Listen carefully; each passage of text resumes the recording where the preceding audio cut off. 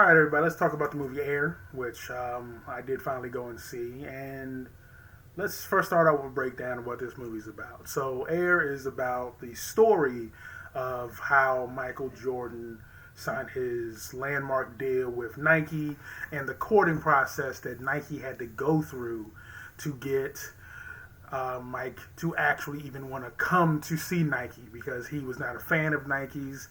He wanted Adidas. He even liked Converse over Nike. Apparently, he would take a red Mercedes and some money as from anyone except for Nike. So this movie is about the main star of the movie, Sonny, who is being played by Matt Damon, who's going on this process of not only trying to get Michael Jordan on board, but more importantly, getting his mother on board because she is the gatekeeper to Michael Jordan, and also what he's dealing with on the other side while dealing with the CEO of Nike, Phil Knight, who is struggling with the fact that he's having problems with his board of directors and that their basketball division is pretty much DOA, so it doesn't really exist. So that is the premise of Air. Now let's get into what we think about the movie.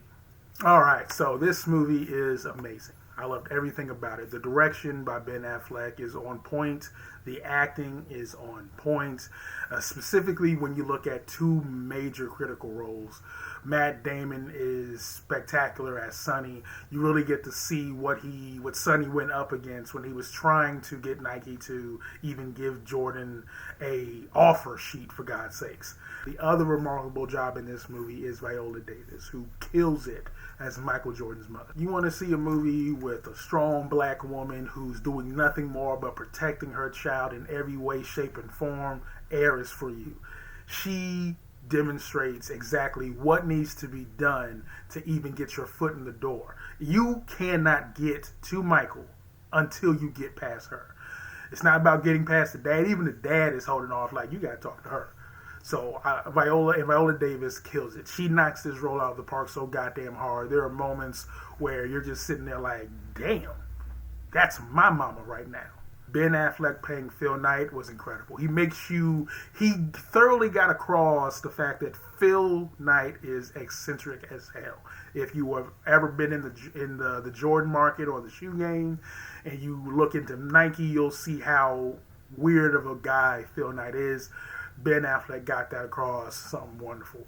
Also, a highlight for me was Chris Tucker. Chris Tucker, like, it was weird for Chris Tucker because he's playing a real life person who he actually knows. He was actually playing Howard Knight. And if you do not know who Howard Knight is, he's probably one of the most important people in this story because he low level plants the idea for what Sonny should do. And Chris Tucker knocks that role out the park. He's funny.